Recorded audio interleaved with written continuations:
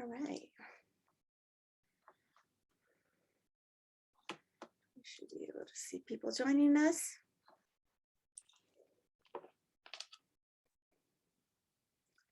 Good afternoon, everyone. We'll wait a few more minutes to have more participants join us, and then we'll get started.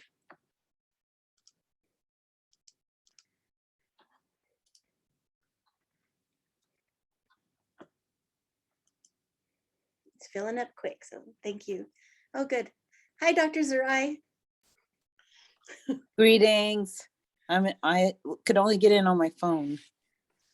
That's weird. And Gina was suggesting that if we try different browsers, like if that it's giving people a weird error. But all right, we're waiting a few seconds for everybody to come in and get started.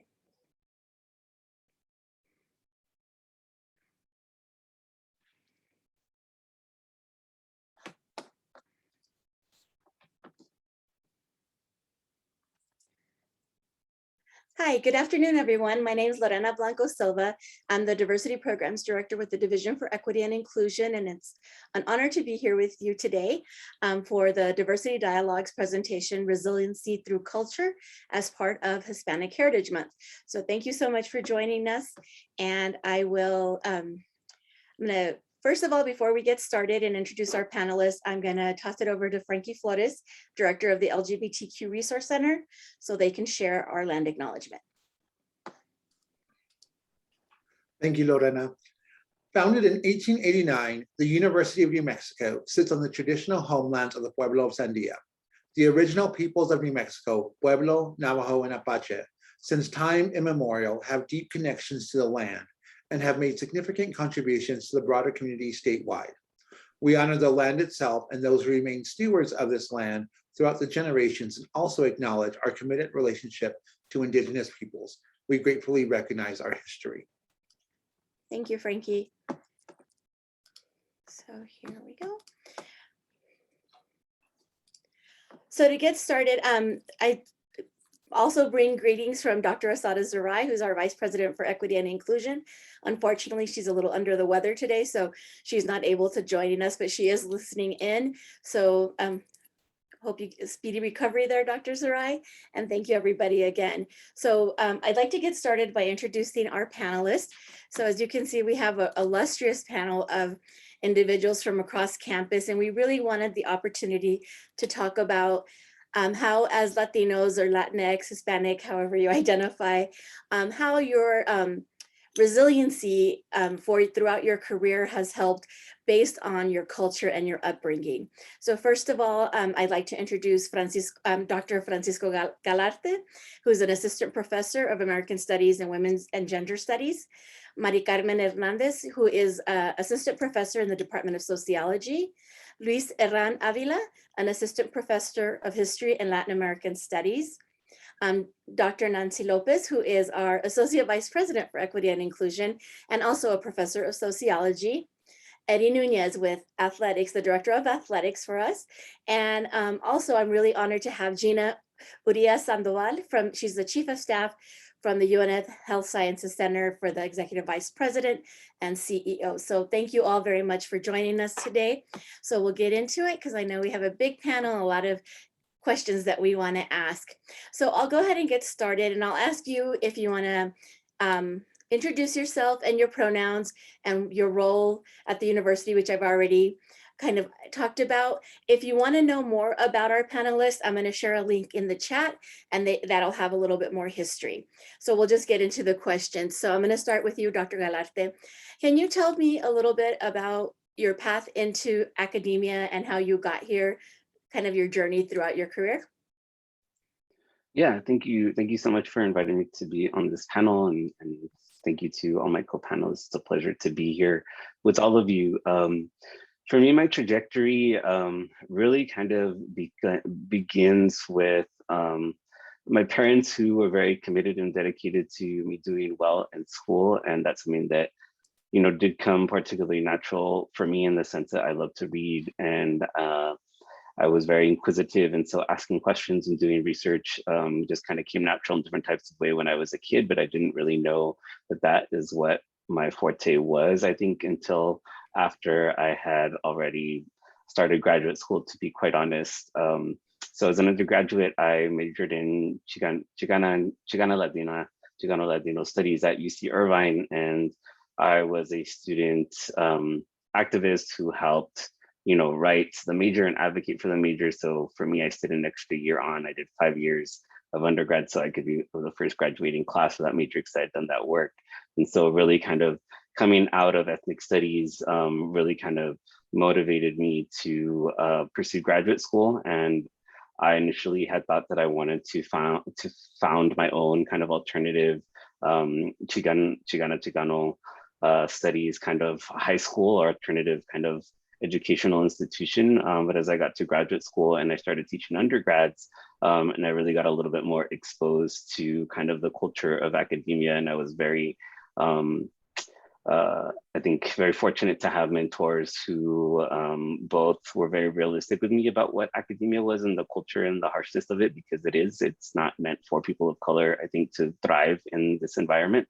And then for me, as someone who is trans, in terms of gender sexuality, that was really kind of a different kind of, I don't want to say obstacle, but definitely I had to make the institutions bend to kind of make sure that I was supported as a student. So for me, that really embodied kind of what I do now, which is to be a professor of women, gender, sexuality studies and Latinx studies, and to advocate for my students who have that background. And so deciding to get a PhD and to teach undergraduates became a kind of natural fit, both because of my passion for the research that I do, which is on trans and trans Latinx communities and gender and sexuality within Latinx culture very broadly.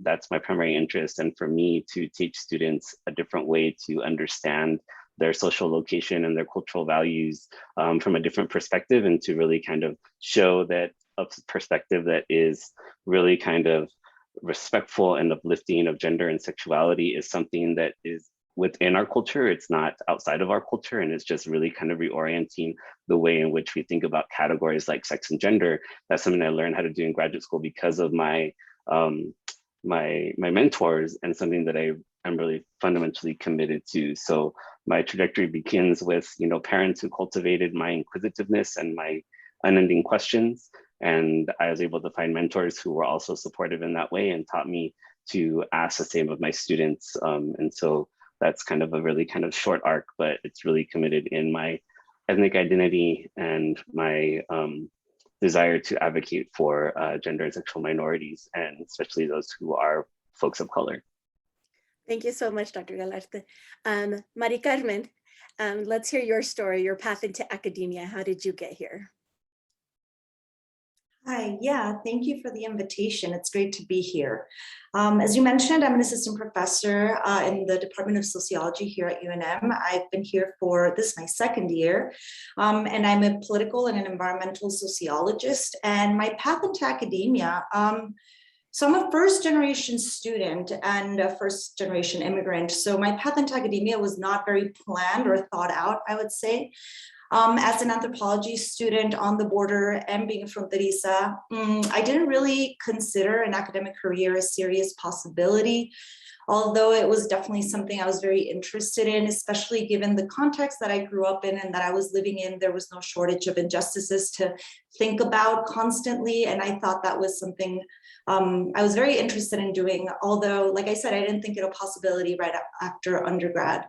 So I entered the labor market, and after working a government job for a few years, a job that was plagued with bureaucratic red tape and really discouraged having any critical view of systems or environments, I decided that I instead would rather apply to graduate school as a way to enter an intellectual space that encouraged analytical thinking again. And that really felt like a fresh opportunity for me leaving this job. And this was somewhat of a vague dream of being an academic as I was going into graduate school, but I more thought of it as a journey in itself and a respite from the job that I had at the time. And like I mentioned, I'm a political and environmental sociologist and a Latin Americanist. And that was something I was interested in while I was still living in Juarez and El Paso. And it just seemed to me like environmentalism was such a middle class, very whitewashed movement, especially in the United States. And there were so many environmental injustices to think about on the border. And so that's what I turned my attention to in graduate school.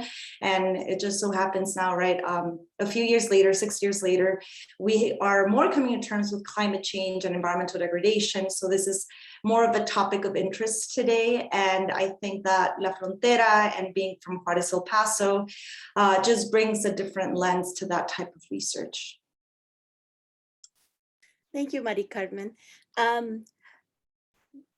Luis, would you like to share your story on what your path into academia, please? Of course, and thank you for the invitation. It's great to be here with all these wonderful colleagues.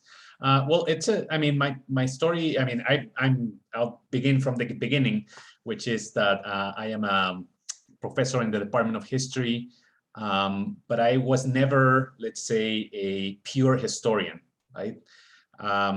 Let's say that my interest in, let's say, politics, history, into critical thinking came kind of early in my teenage years with sort of the Zapatista movement in Mexico. And then also as I was entering the National University, UNAM, the student strike of 1999, which kind of really woke me up to the importance of studying politics and history together. I was bound to become an engineering student. I was actually in the electric and electronic engineering program at UNAM for about a year. Then I decided that it was not for me, and I really wanted to understand what was happening in my country, precisely in those years. No? So I enrolled in the Latin American Studies program at UNAM in Mexico City, and that really opened up a whole different world to me, the world of particularly interdisciplinary thinking, and I had wonderful mentors and teachers who really put me in a kind of showed me different paths to thinking about history, social theory, economics, literature, right? And that's why I still hold Latin American studies as a kind of an important convergence of disciplines that I like to cultivate here at UNM. So as I was finishing my studies at UNAM, and my family was always very supportive of my studies. An uncle who is he's now retired, who was a university professor also in Mexico City, he told me, hey, why don't you look, try to find some opportunities to get go to grad school in the United States. Have you thought about scholarships, etc. So I did apply for scholarships. I got a Fulbright to do my master's in New York City at this wonderful place called the New School for Social Research, like kind of a heterodox, intellectually stimulating institution. According to my plan, I was only going to be there for 2 years for the master's, maybe 4 or 5 if I wanted to get a PhD. So I ended up staying right in the United States. I got my PhD in politics and history, right? It's been an interesting journey because I am an immigrant at this point. I've been in the United States for, 15 years, more or less. It's a different immigrant experience than a lot of people that I've come across in New York and in other places that I've taught, and also, of course, in New Mexico. But I always try to, to do the best that I can with my own research and use that as a way to show that we can do it, right? Si se puede, the famous si se puede, and also to kind of show students of Mexican, Latino, Latinx background that that grad school and academia are difficult places to navigate, as Francisco was mentioning, but that we're at an interesting point, let's say, in the history of this country, at least, in which we can be pushing for more opportunities, more spaces, and have our voices be heard, right? So I'll leave it at that. Thank you, Luis. And Dr. Lopez, if you could also share your path into academia and talk a little bit about the work you do around intersectionality for, particularly for Latino communities. Saludos familia, welcome family. I'm Nancy Lopez, and as Lorena said, I'm professor of sociology. I'm also associate VP for equity and inclusion. My pronouns are she, her, and ella. So my path into academia was also not planned. I am a Black Latina, US born Dominicana, actually born and raised in New York City in public housing. I attended de facto segregated high schools, but I grew up in a household that was just rich in cultural wealth. So my parents, immigrants from the Dominican Republic, came here in the 1960s, and they never had an opportunity to pursue education beyond the second grade, but were always adamant about teaching their 5 children to fight for their rights. So the dicho that was often said in my household, especially by my mom, was no dejes que nadie te robe tu derecho. And we kind of grew up with that sense of, you know, there's oppression, there's injustice, but we must fight back. And so I think in many ways, the work that I do speaks to everything that I learned from my family. I also was fortunate enough to be born in the late 60s, and this was in, you know, the aftermath of the civil rights movement and organizing for creating equity ladders, what my mentor and colleague Ruth Zambrana calls equity ladders. And so I participated in Head Start in Upward Bound, you know, a program designated, right, for students who are coming, you know, from households that have not had the opportunity to pursue higher ed. So that really explains a lot of what I did. I was actually pre-med. And I think in the back of my mind, I was always interested in other things. So I was always taking other courses, and it was sociology that spoke to my heart. I was actually a Latin American studies major, but after taking history and economics and literature, I found that sociology helped me solve problems in the community. And that's why most of the research that I do has been focused on education, health. I also work on, just like Lorena said, intersectionality, the idea that inequality is complicated. And so in order to better understand social inequalities, we can't just focus on race or ethnicity or citizenship or gender or sexuality or disability or even indigeneity, but how all of those things work together.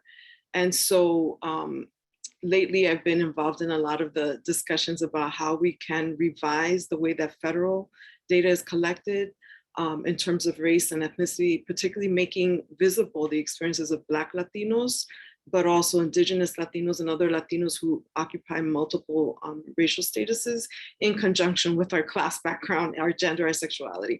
And so intersectionality for me is a tool to solve problems. And yeah, I continue to do this work because I know that so many others sacrificed before I was able to enter higher ed. And I hope that we can create structural change along the way so that we can continue creating equity, what my colleague Ruth Zambrana calls equity lifts, right, for our diverse Latino communities. So it's a pleasure to be here with you, and I look forward to the continued dialogue. Thank you. How do you feel, and this question is for you, Eddie, how do you feel race and ethnicity have influenced your work? Well, I think I appreciate it, Eddie Nunez.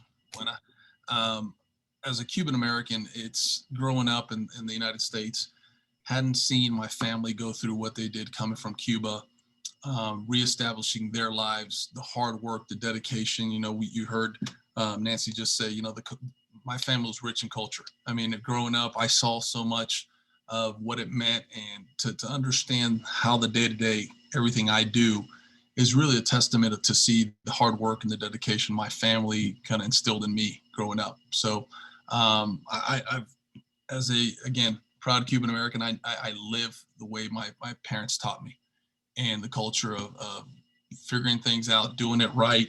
And so you know, again, it's important for us and to continue to do things and lead things and try and open opportunities for others in this that are not just Latin, Hispanic, but allow opportunities to be open. Growing up in Miami, I was able to understand a lot of different cultures, a lot of different ethnicities, which allowed me to understand differences within people, within groups, within social settings, and who I am today is really a testament of all of that. It's what I learned growing up, the people I was around. You know, I went to a high school that was predominantly Hispanic and not just Cuban. I mean, you're talking Dominican, Puerto Rican, Colombian, Nicaraguan. I mean, you name it. Then it also, the other side of it wasn't American. It was Jamaican, Bahamian, African-American. So it allowed me to really have a big, diverse upbringing, not just my Cuban heritage and who I am and what my parents taught me, but it's allowed me to understand going into where I am today, how to properly understand that everybody's different. And we have to look at things differently. It's not just one simple way. So I'm a big believer in working hard and doing everything that needs to be done, but I'm also understanding that everybody has to have opportunities, and we're here to continue to kind of lead it for others to be able to see that it can be done. Thank you. Gina, how about you? How do you feel your ethnicity and race have influenced your work?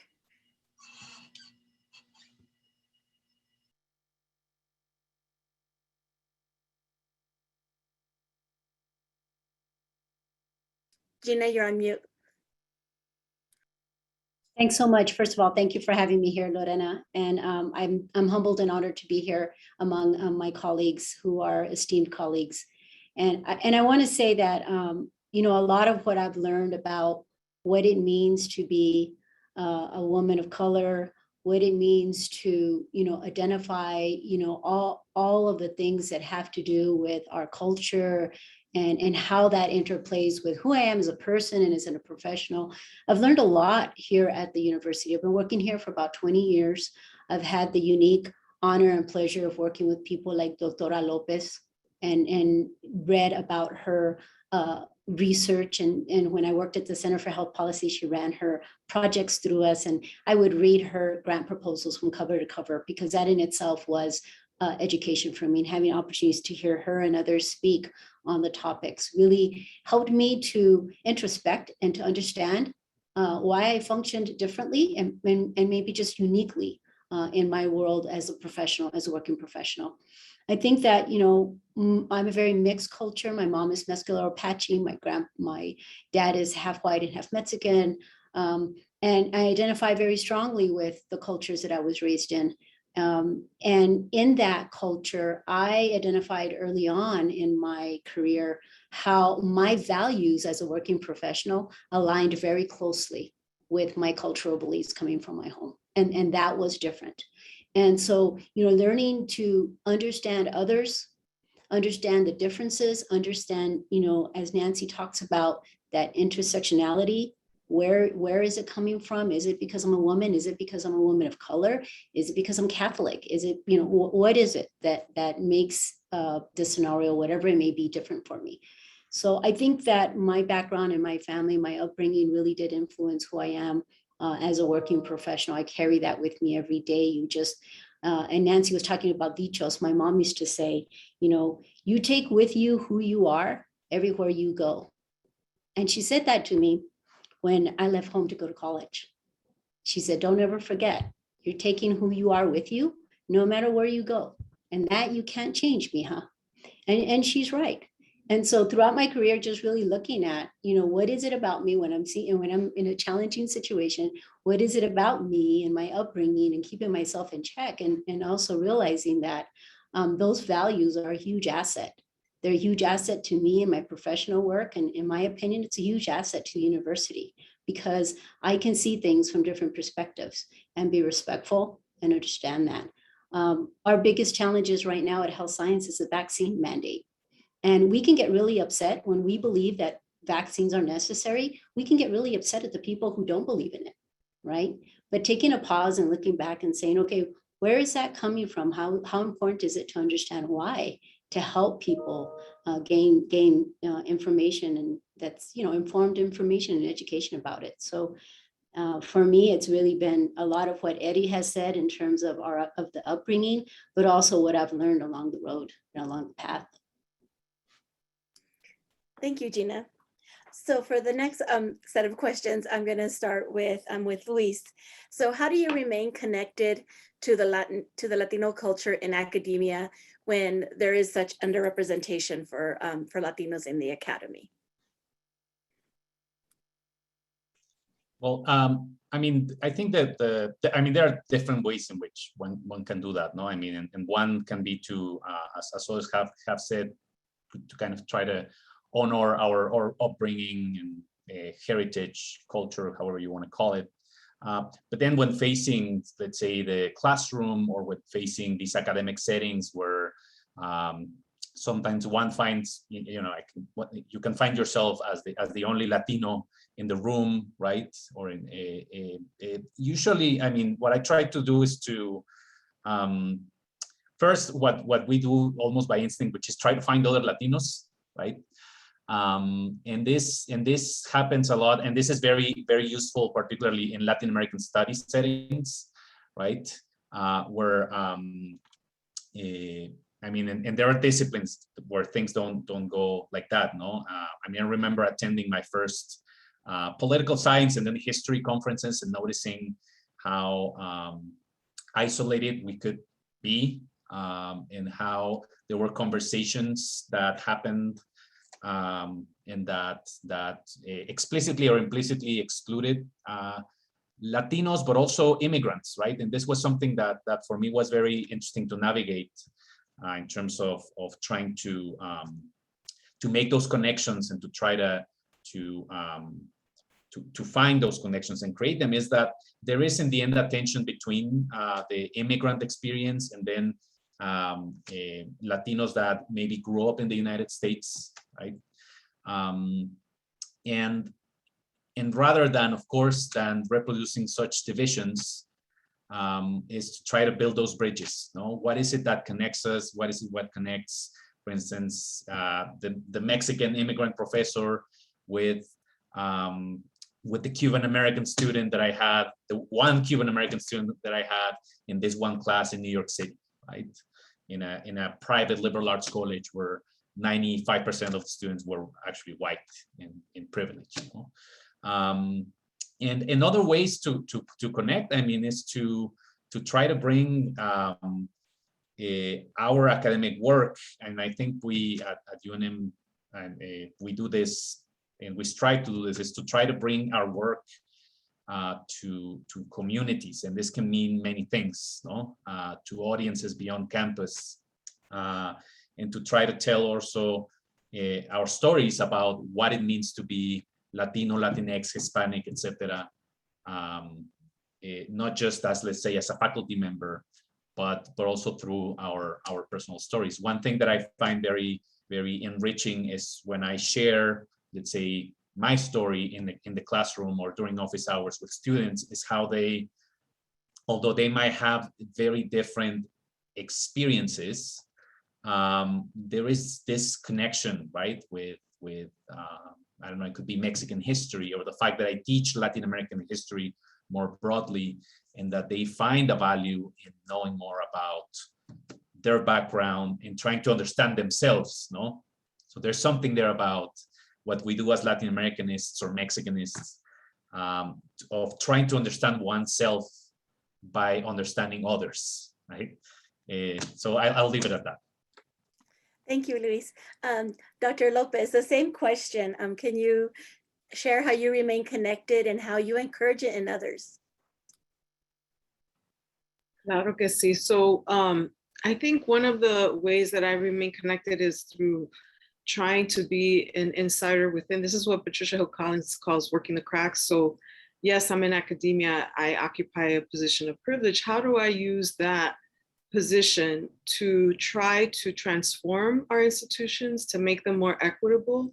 So one of the projects that I'm working on right now is in partnership with colegas in Los Angeles and San Francisco, where we've established research practice partnerships with our public school districts to look at the impact of ethnic studies classes, whether it's Chicano studies, Asian American studies, Native American studies, Africana studies, and how they actually reduce inequalities, empower students, create critical thinking, et cetera.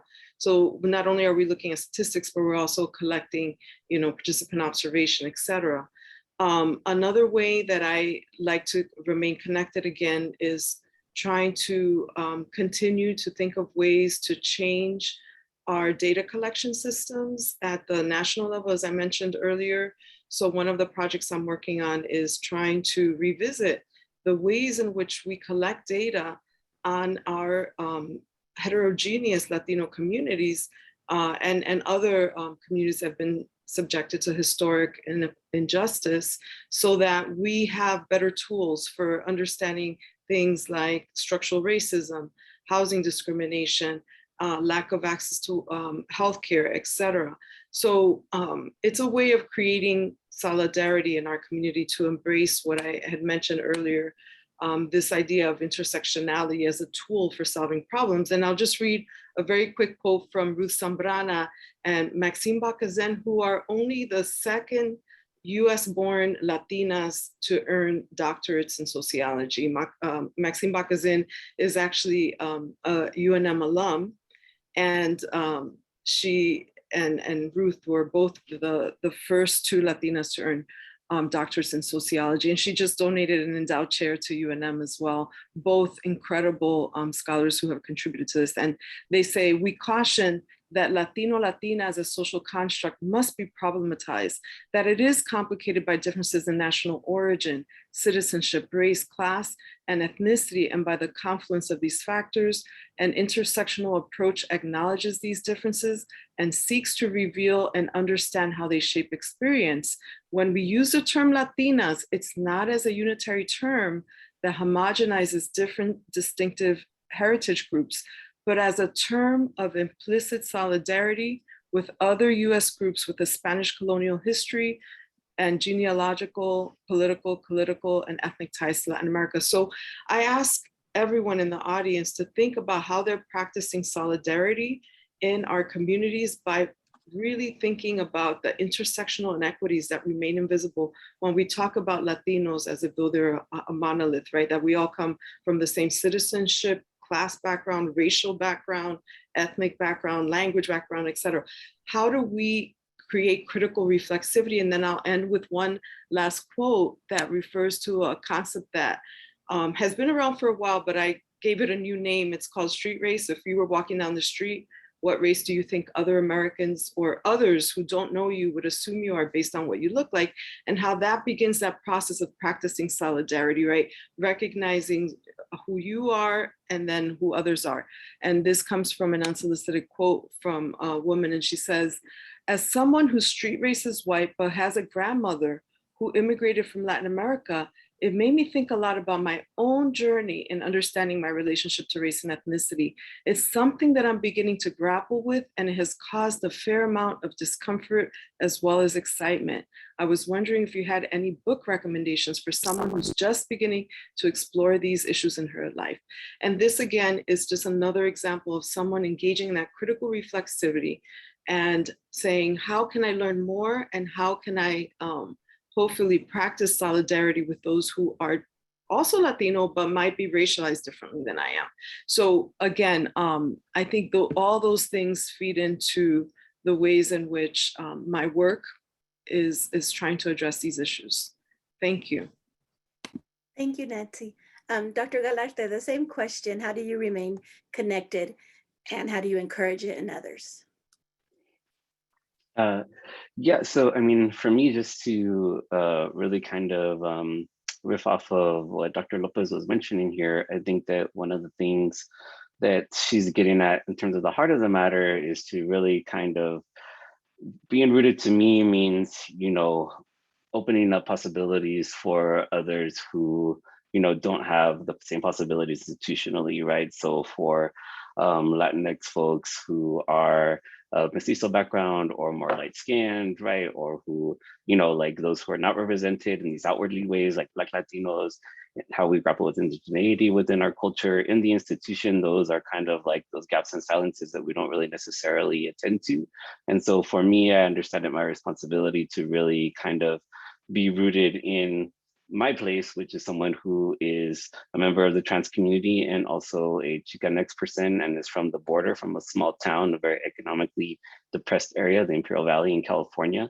And so that really, those are my commitments, and I seek to foster opportunities of folks who are, you know, coming from these more overlooked positionalities and who are really being systematically, I think, excluded in a moment in which visibility is so important in terms of what it might be Latinx or what it might mean to be a Hispanic serving institution like UNM, right? Like there's a complicated history in New Mexico in terms of what Hispanic might look like and what it is.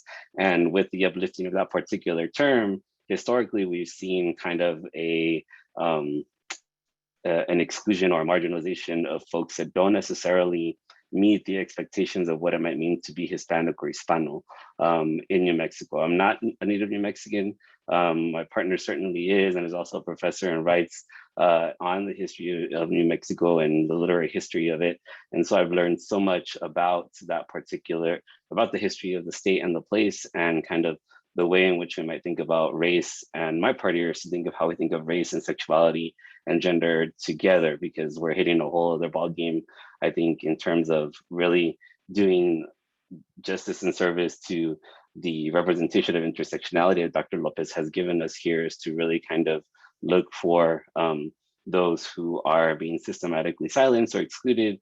And my position as being someone who is an administrator, a director of an institute, and a professor is to really kind of find ways to create resources and to create opportunities for those who are living in the margins, and to bring them into the fold in which they can enjoy, I think, the chances and the possibilities that comes with, you know, being Latinx at the University of New Mexico, being Latinx in an institution in which Latinx folks, as we're mentioning, are marginalized in a particular way, but not all of us are marginalized in the same ways.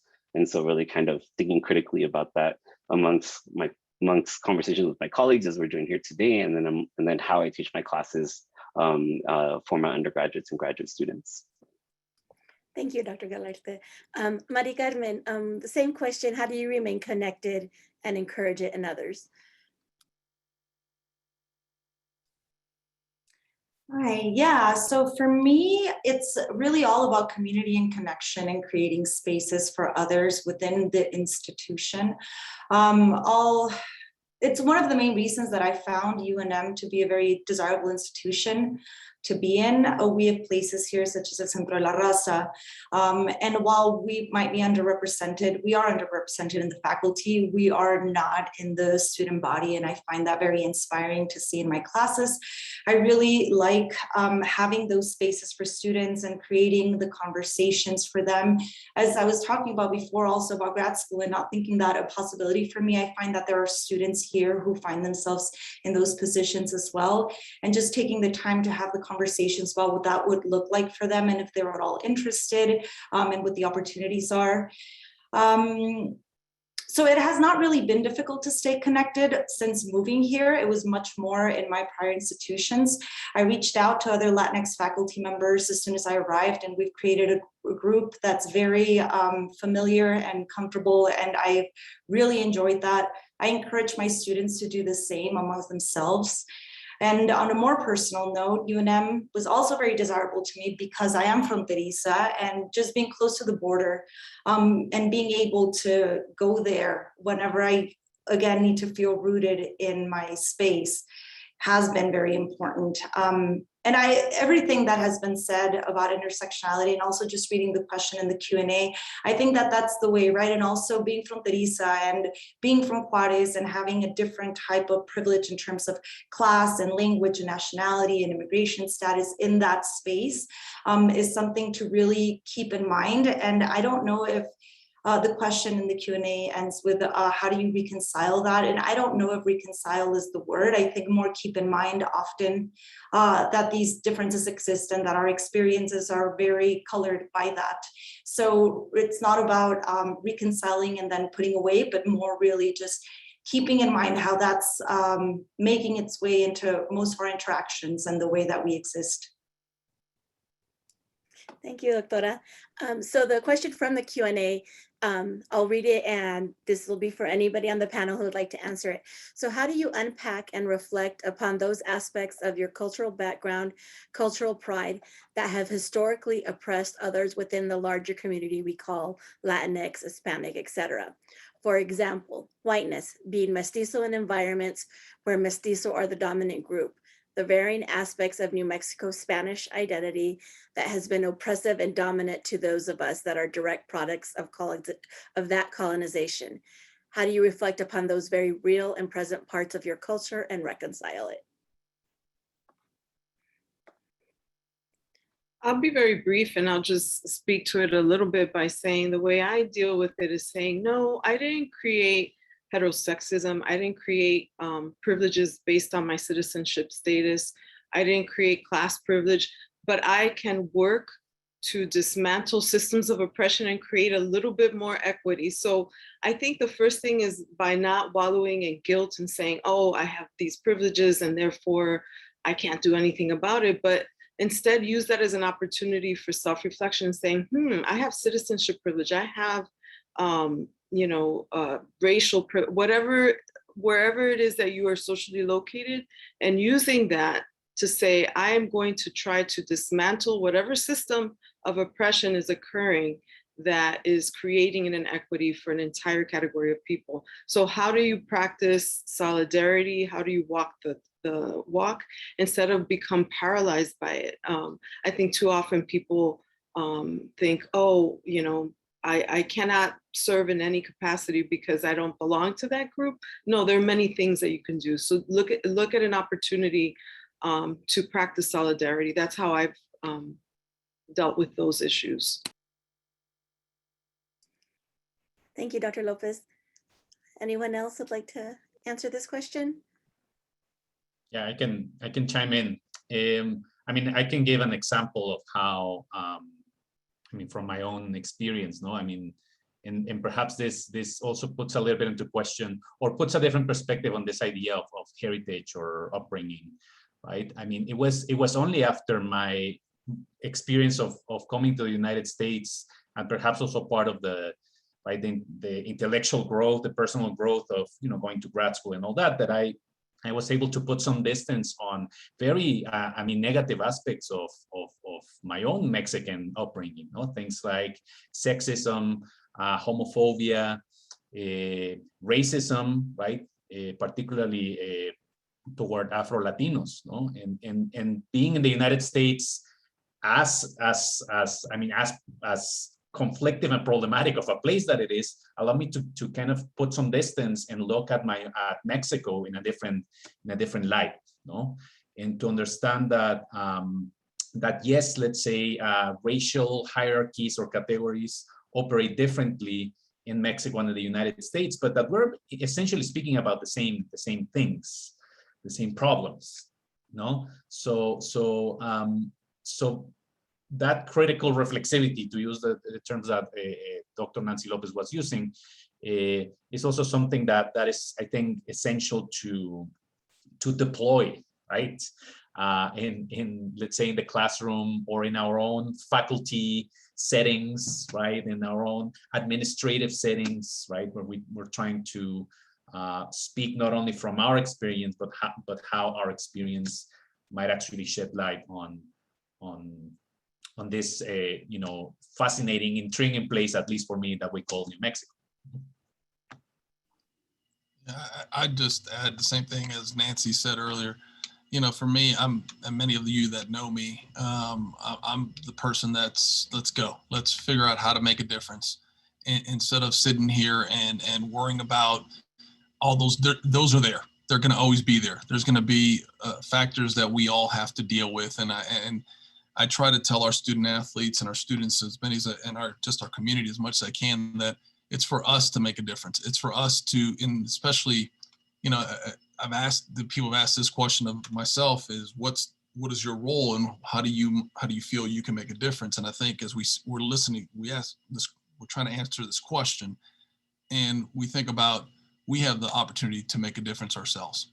And just like all the stereotypes and everything else that's out there as Hispanics, I mean, the street, I mean, was it the street race? I mean, you look at me, I look American. I know. My whole family's from Cuba. I speak fluent Spanish. People wouldn't see that at times, but where I am today is because, well, they're not supposed to be. I mean, you look at the Hispanic in athletics and you see it in college, it's not as prominent. And so for me to know that I'm in a role now that I can make a difference, it is up to me to continue to open up doors and open up bridges and figure out ways we could get more Hispanic, more Latin individuals in this career path, as well as to get them to understand that don't look at these doors as something you can't open. Figure them out. There's a way around it, because I promise you that now's the time to put down all the stereotypes or challenges or anything else, because you can make a difference. And again, I'm a big believer in let's figure this out, let's work it out. So I kind of somewhat in Nancy and Luis's kind of role. Let's do this together, and we have a role as leaders to do that. I wanted to say something about that as well. And Nancy touched on this a little bit. You know, those of you who are in academia have had opportunities to write and do research and really look at topics that interest you and that are important to you, and will be able to make incredible impact. I know it's had an impact on me because I've read a lot of it, right? But it's the first time in my career that I've really been in a position where I can really influence decision-making at a different level. And really just being at the table and asking the question every single time. What about this group? What about this? What about that? At Health Sciences, I think we're really good about thinking about those things. Collectively, we have a very strong group of diversity people who are looking at diversity, equity, and inclusion consistently. But there are times where you're at the table, and I think the person who wrote this question, is right, that you have to kind of unpack that stuff and think, how do we move forward and think about what we can do now in our roles to impact that, make that difference, right, and create that solidarity. So I appreciate that question. I appreciate the thoughts around it. And I think that, again, as a Hispanic woman in the position that I'm in, it gives me the opportunity to always speak up and ask, not just about our group that I identify myself with, but all groups. Thank you, Gina. Anyone else want to add, or should we move on? Okay, we can move on.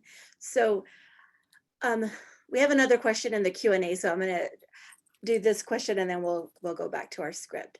So it's a question from the audience, and it says, I'm a first generation white passing and have lost nearly all of my Hispanic family through death. My abuela is my last direct connection, therefore one generation removed.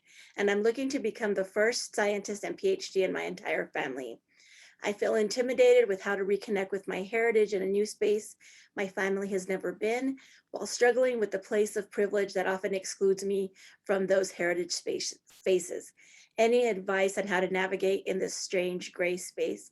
And this is thank you. So I know, Nancy, we talk a lot about first generation and some of the challenges that first generation students of color particularly have. So do you want to field this question first? Sure. So I mentioned that my parents have a second grade education, but I learned everything I know from them, right? I think the first thing is to find those institutional support. So I mentioned, like, in high school, we had Upward Bound, and that was a custom tailored program to create those equity lifts, right? For those of us who may not have had parents who knew how to navigate that system in the same ways. And so one thing is look to your institution. So when I went to grad school, I wasn't funded, right? And one of the things that I did was seek out those institutional groups, student groups. When I was at Columbia in the 1980s, we had ALA, the Alianza Latinoamericana. We also had Chicano Caucus, and then eventually we got Acción Boricua.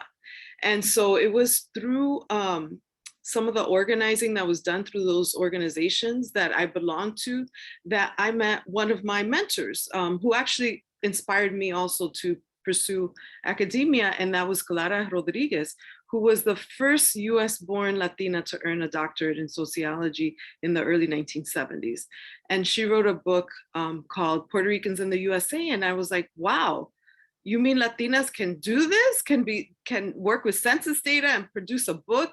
So I joined organizations and then created kind of like a little posse, both in undergrad and in grad school. And one of the things that I think we can do is create a model program for first generation faculty. So if you look at the data, like the National Science Foundation, you'll see that 2/3 of faculty, no matter what discipline they're in, whether they're in humanities, social science, STEM, you name it, are coming from households that are not first gen, right? Someone has a 4-year college degree, whether it's parent 1 or parent 2 or guardian 1 or guardian 2. And over half have graduate degrees. So how do we create data systems to, number one, understand who is applying, who is actually finishing doctorates in all these fields, and how do we create posses, right, and support? So one of the things that I'm hoping to work on is to create a community of practice around first generation college, not only undergraduates, but also graduate students, and of course, faculty and staff as well, so that we can create more equity and share information in ways that could really change the next generation of credentialed knowledge producers, particularly in academia. So thank you for this question. There is a posse out there, and we're here to help. And again, you could be a continuing generation faculty who is absolutely committed to issues of equity and inclusion. And you could be a first gen faculty who cares nothing about that. So I don't want anyone to think, oh, only first gen faculty can do this, but it is important that we diversify on all of these axes of inequality, not only race, gender, class, but first gen status as well. Thank you, Nancy. And I think it's really important when we're talking about finding our communities within academic spaces. I know there's a Latino Faculty Alliance. We just launched through Staff Council affinity groups, and there's a Latinx staff affinity group that I'm co-chairing along with my colleague from El Centro de la Raza, Armando Bustamante. So we encourage you to also join that as you're finding community.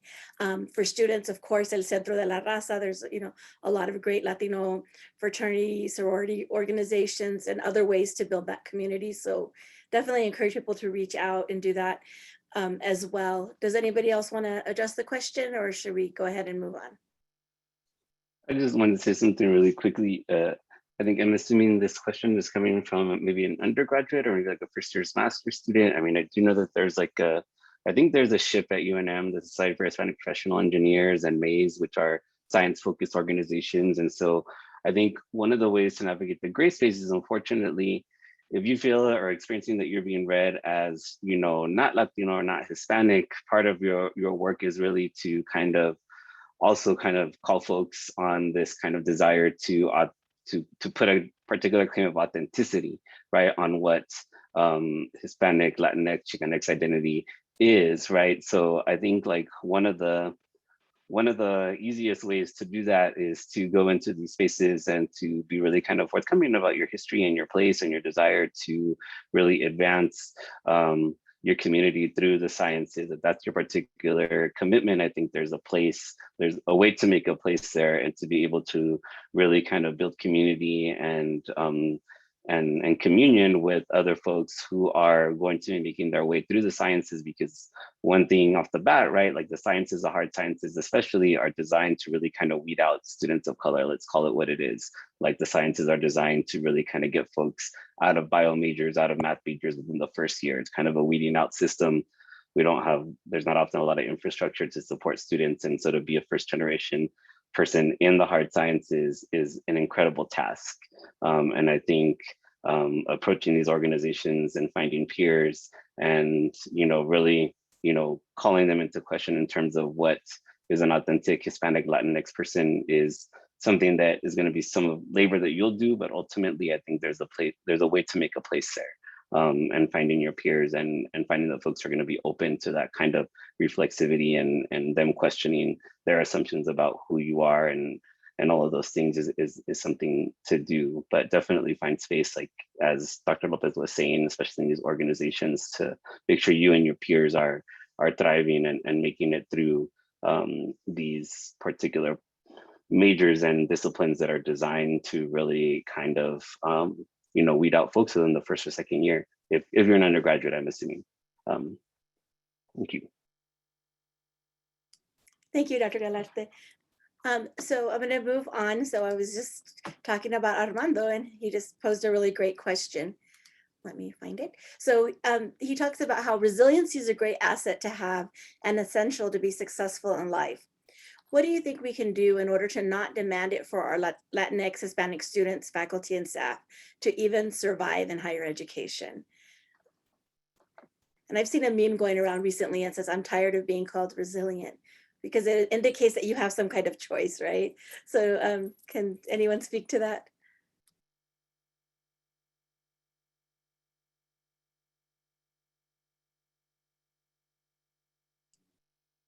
Nancy, go ahead.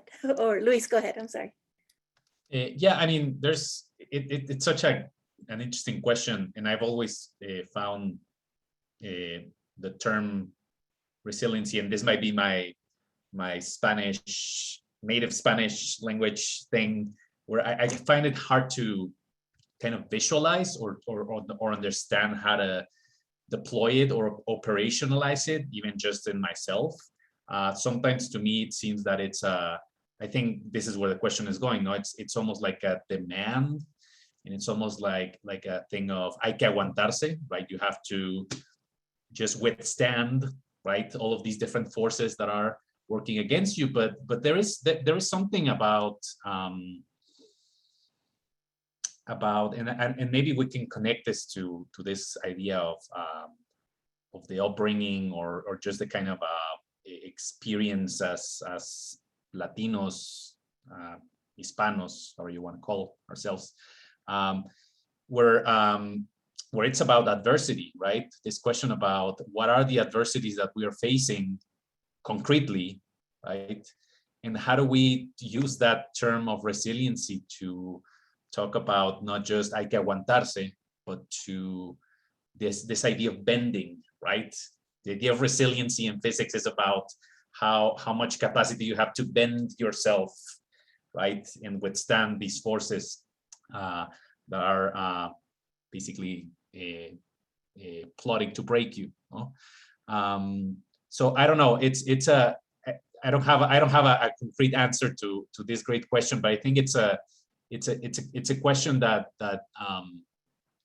for instance, speaking to students, no, what is the resiliency to what, and what does that look like, you know, in terms of students that are having financial issues, students that, for instance, are undergoing these questions about identity, right? Right, there's all these pressures to be Spanish, but I'm Mexican, and I feel, right, these sort of microaggressions coming from other groups. Like, what does resiliency look like in those cases? No, so I guess it's more of my own grappling with the concept itself, maybe as a non-expert in these topics. No? I often use the word resistance to oppression rather than resilience, just following on what Luis said. To what? Resilience to what? We're talking about systems of oppression, right? And so rather than using the term in my own writing, I use oppression and resistance. That's how I talk about how my mom navigated systems of oppression, how I navigate them. And I think in many ways, we have to always question our discourse. Like, what is this narrative? What's the story that we're telling about resilience? Is it about pick yourself up by your bootstraps? Or is it about recognizing the structural inequities, right? Whether it is education and housing, healthcare access, and so on, citizenship, right? and how people resist those systems of oppression. So that's how I like to frame it rather than resilience. I also like to, I know that, Armando does a lot of mentoring of students, and a lot of us do, even though it's not a part of our primary role, but we just continue to do it because we enjoy it. But not pushing the expectation of tolerance, right? So for me, it's, when I talk to the young women that I mentor both here at UNM and in high schools throughout the state, it's not being tolerant of behavior that, that shouldn't be accepted and shouldn't be practiced. Resiliency is good, right? It's good to have some resiliency, but I like Nancy's term also, resiliency to oppression, but also not expecting that tolerance, right? That you're going to tolerate anything that's inappropriate. Thank you, Gina. So I think this is a good segue into the next question. So what advice do you wish you had received as a young Latino, Latina in the academy or just in higher ed? And we'll start with Dr. Galarte.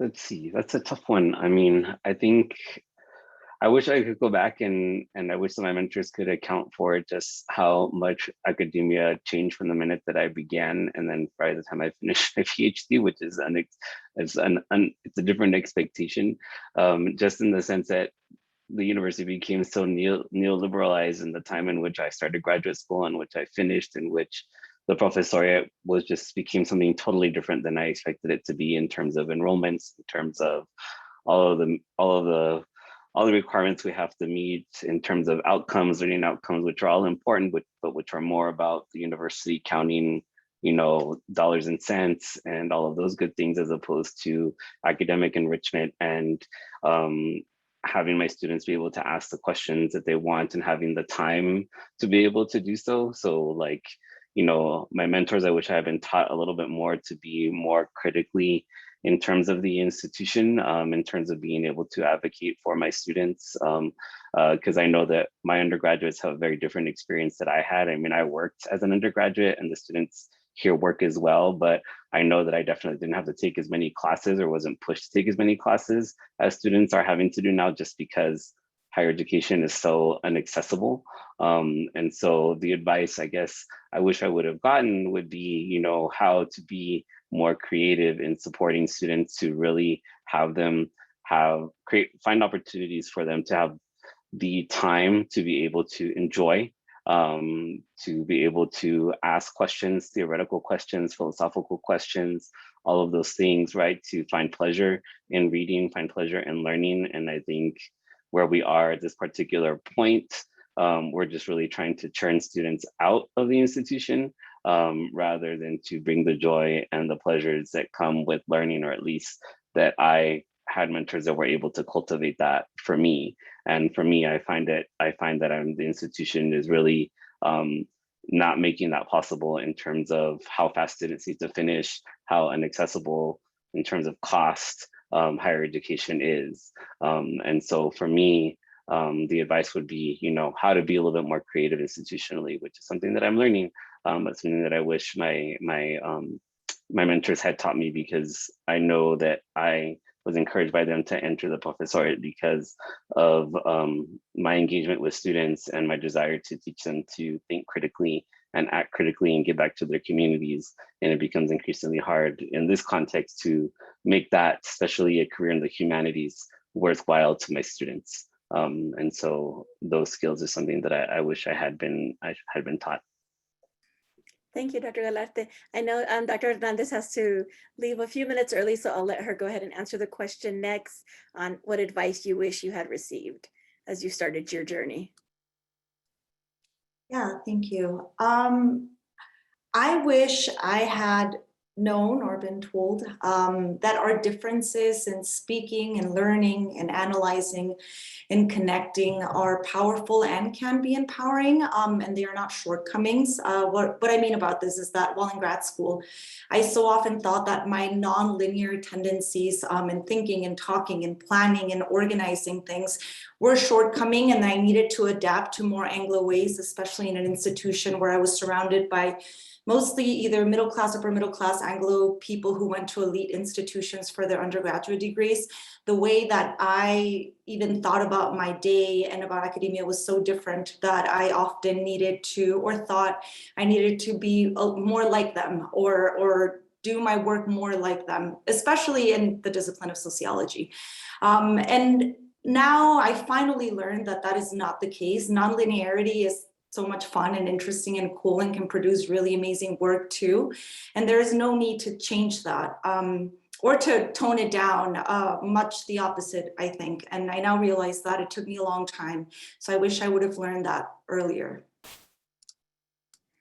Thank you, Dr. Hernandez, and thanks for being with us. Eddie, would you like to field this question? What do you wish somebody had told you when you were starting out? I don't know if there was anything in particular that I would say that as I sat here today and say, look, I wish I would have known this. I think more so on myself. I think I would have been similar to what Dr. Hernandez just said, is probably more so appreciating, but in just taking my heritage when I was coming up the business with a little more pride. You know, and it wasn't that I wasn't prideful, very much, but you know, I followed the process more than I needed to, and instead of kind of looking and saying being me. And I think later, as my career has gone on, that's where I've opened myself up and allowed myself to be who I am. And honestly, this being here at the University of New Mexico has allowed me to, at his, you know, Hispanic Serving Institution, allowed me to do things that probably I wasn't able to do at some other places. And now I look back and should have taken more of a leadership, more of a role then. So I am taking full advantage of it now because I see, and maybe times have changed, but it's more on me than maybe advice that I was seeking, but more so me taking more of an earlier route to be a little bit more proactive when I was younger, to help kind of make my heritage be known. Thank you, Eddie.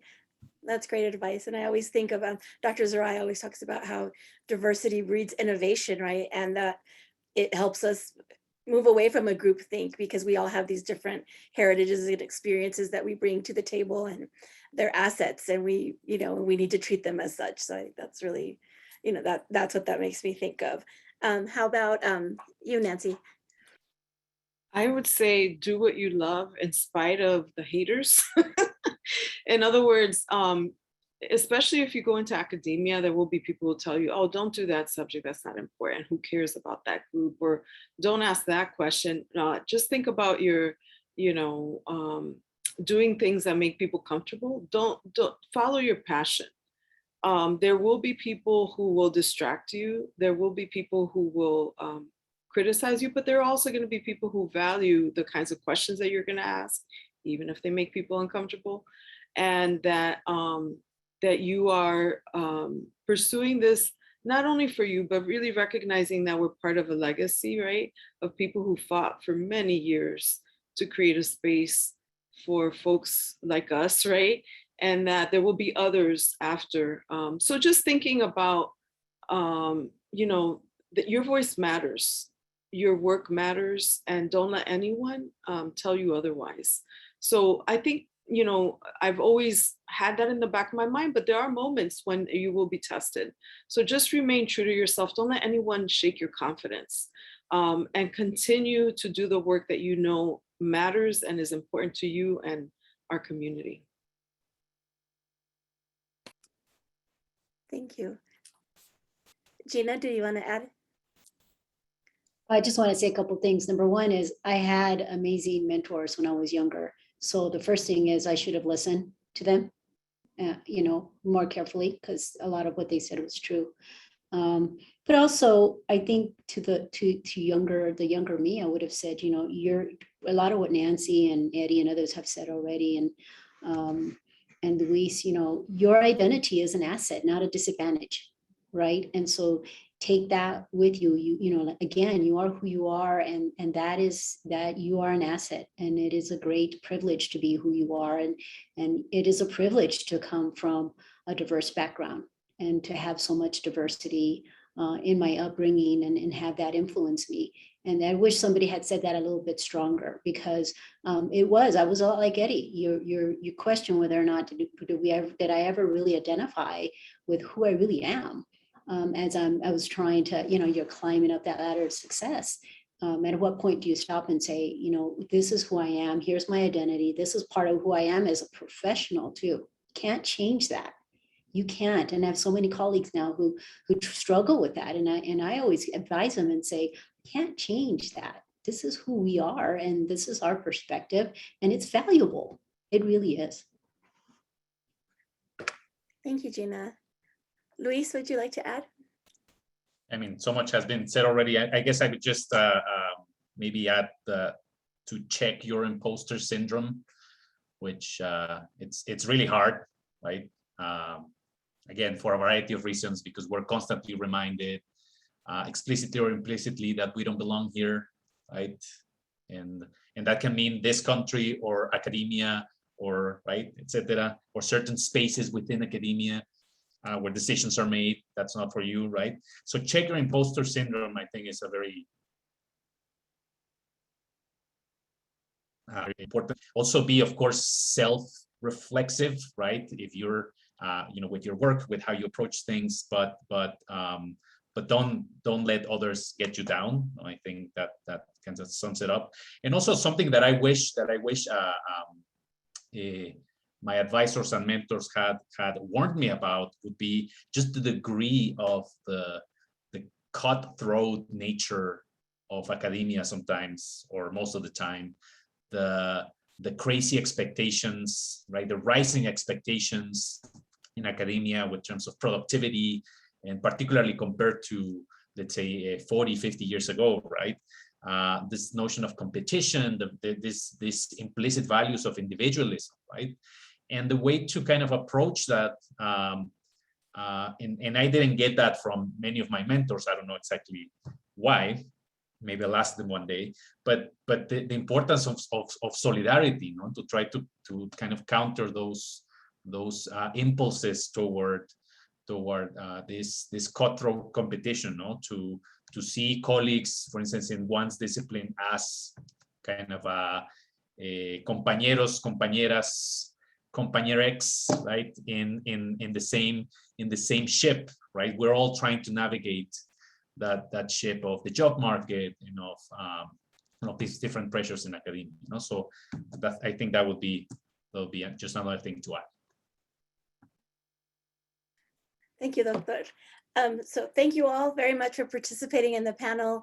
And as we're closing out Hispanic Heritage Month this week, anything you would like to add that we haven't touched upon? I know we answered most of the questions in the Q&A, so I want to give the opportunity for any final thoughts.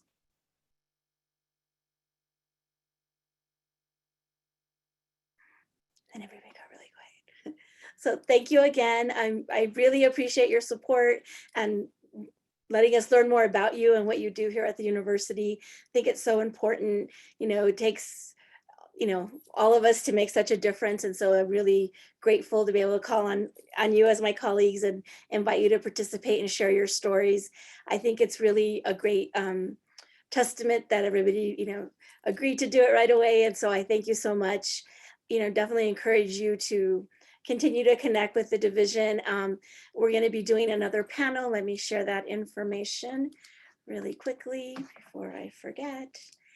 Our next panel will be in November as part of American Indian Heritage Month, and we're going to be talking about the importance of land acknowledgements. And so we have a really great panel lined up for that event. We're just finalizing the date now, so I didn't want to put it in because I didn't want it to be wrong. But and if you want to learn more about today's panelists, I know they all have such great histories and stories, and we linked to their bios on our page. You can scan the QR code in the corner, or you can just visit this link and learn more about them. Thank you again for participating. To all our viewers today, thank you so much. It was great to have you here listening to these great stories, and thank you, Frankie, for the technical support. And so I'm very grateful. So I'll give you back a few minutes of your day, and we'll talk to you soon. Thank you, Eddie. Thank you, Dr. Avila. Thank you, Gina, Dr. Lopez, Dr. Galarte, and of course to Mari Carmen, who had to step out a few minutes early. We appreciate you very much. We'll make this webinar available on our website in the next couple of days. So you can share it with anybody you'd like who isn't able to be with us. And happy Hispanic Heritage Month. And we look forward to talking with you soon. Thank you.